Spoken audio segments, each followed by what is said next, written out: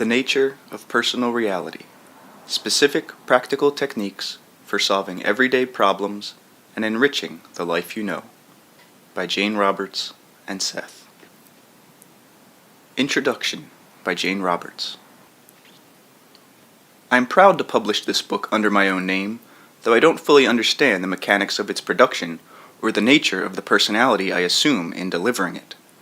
I had no conscious work to do on the book at all. I simply went into trance twice a week, spoke in a quote-unquote mediumistic capacity for Seth, or as Seth, and dictated the words to my husband, Robert Butts, who wrote them down. I consider the book quote-unquote mine, in that I don't believe it could have been written without me and my particular abilities. On the other hand, I realized that far more is involved. I had to read the manuscript to find out what was in it, for example, and to that extent, the book doesn't seem mine. But what does that mean? My idea briefly is this. Our usual orientation is focused pretty exclusively in what we think of as the quote-unquote real world, but there are many realities. By shifting our consciousness, we can glimpse these alternate realities, and all of them are the appearance that reality takes under certain conditions.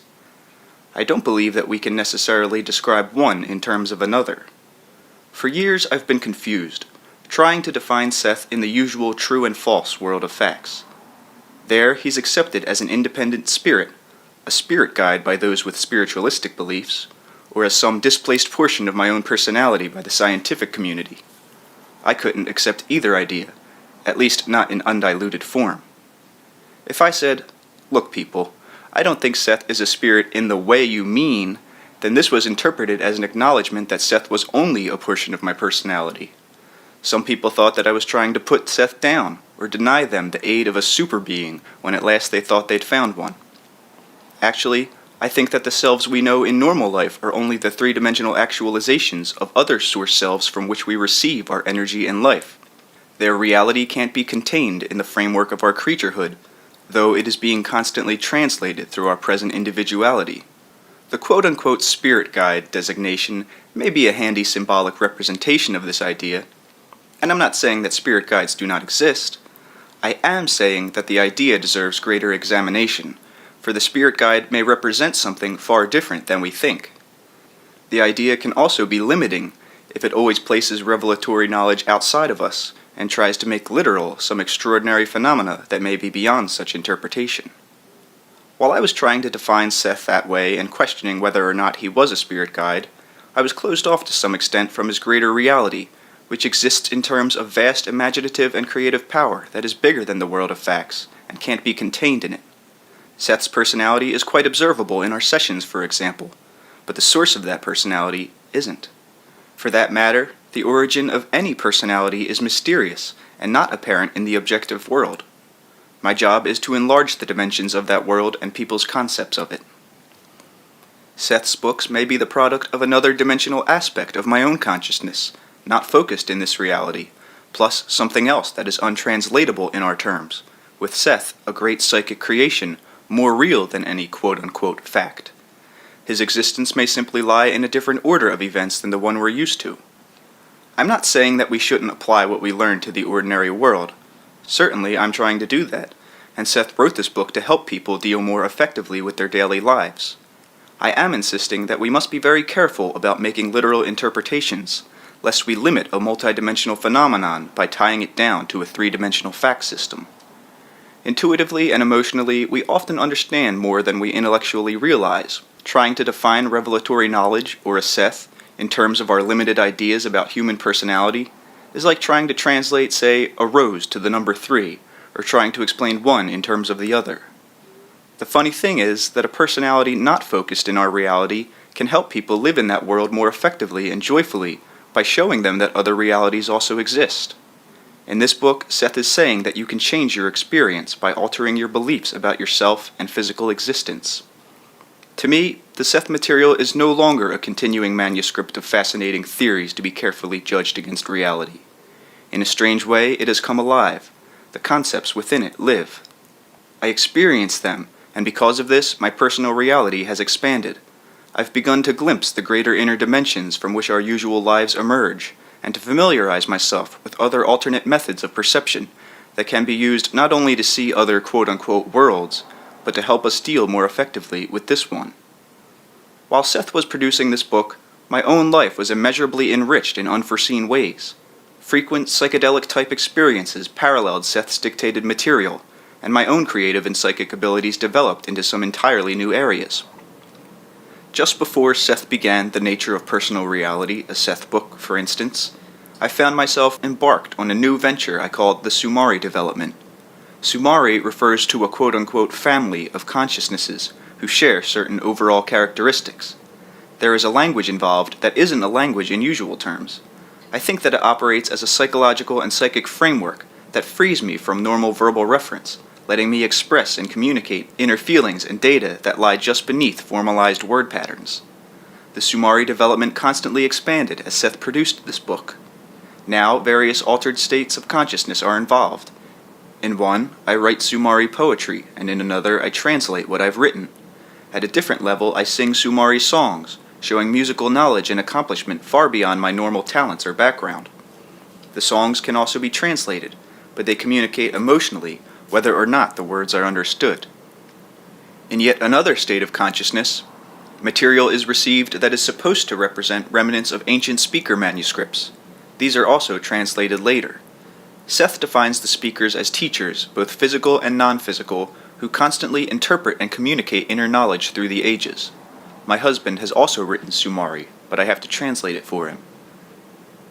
As Seth continued dictating The Nature of Personal Reality, I wrote a complete poetry manuscript, Dialogues of the Soul and Mortal Self in Time, in which I worked out many of my own beliefs as per suggestions Seth was giving in this book. This led to another group of poems, The Speakers.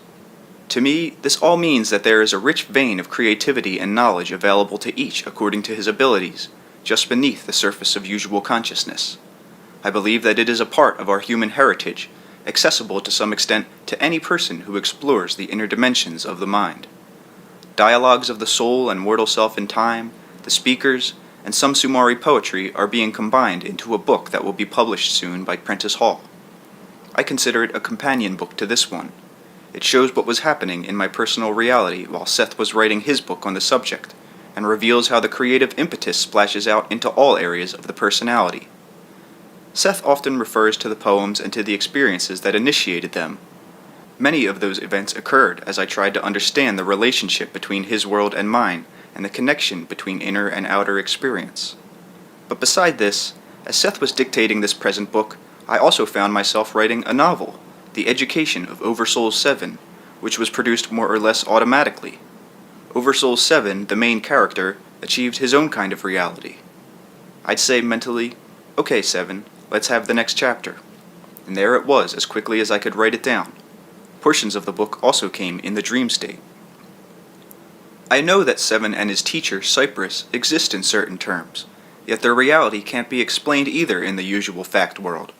For example, the novel included many Sumari poems and portions of speaker manuscripts, and when I sing Sumari I identify with Cypress, who is supposed to be a fictional character.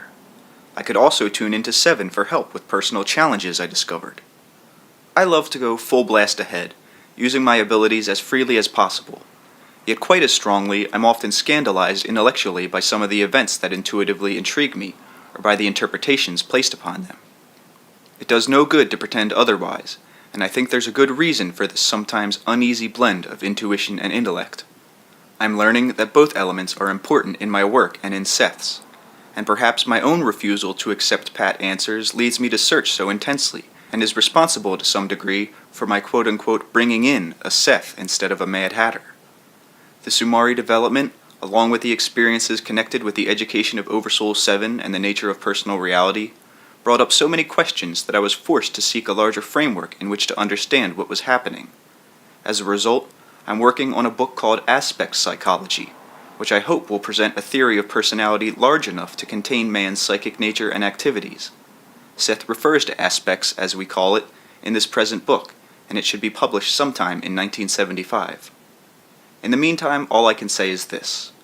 We live in a world of physical facts, but these spring from a deeper realm of creativity, and in a real sense, facts are fictions that spring alive in our experience. All facts. Seth, then, is as much a fact as I am or you are, and in a strange way he straddles both worlds. I hope that aspects will also span the world of facts and the rich inner realities from which they come, for our experience includes each. The nature of personal reality not only enriched my creative life, but challenged my ideas and beliefs. I agree wholeheartedly with the concepts Seth presents here, while realizing that they run counter to many accepted religious, social, and scientific dogmas. Certainly this book is an answer to all those who have written for help in applying Seth's ideas to ordinary living, and I am certain that it will assist many people in dealing with the varied events and problems of daily life. Seth's main idea is that we create our personal reality through our conscious beliefs about ourselves, others, and the world. Following this is the concept that the quote-unquote point of power is in the present, not in the past of this life or any other. He stresses the individual's capacity for conscious action, and provides excellent exercises designed to show each person how to apply these theories to any life situation. The message is plain. We are not at the mercy of the subconscious or helpless before forces that we cannot understand. The conscious mind directs unconscious activity, and has at its command all of the powers of the inner self. These are activated according to our ideas about reality. We are gods couched in creaturehood, Seth says, given the ability to form our experience as our thoughts and feelings become actualized. Seth first mentioned the nature of personal reality in session 608, April 5, 1972, only shortly after Rob and I had finished reading proofs for his previous book, Seth Speaks, The Eternal Validity of the Soul. He actually began dictation on April 10, 1972, but our personal reality was suddenly disturbed when we were caught in the flood caused by Tropical Storm Agnes. As a result, as you'll see in Rob's notes, further work on the book was delayed for some time. Seth often uses episodes from our lives as specific examples of larger issues, and our experiences with the flood served as a starting point for his discussions of personal beliefs and disasters.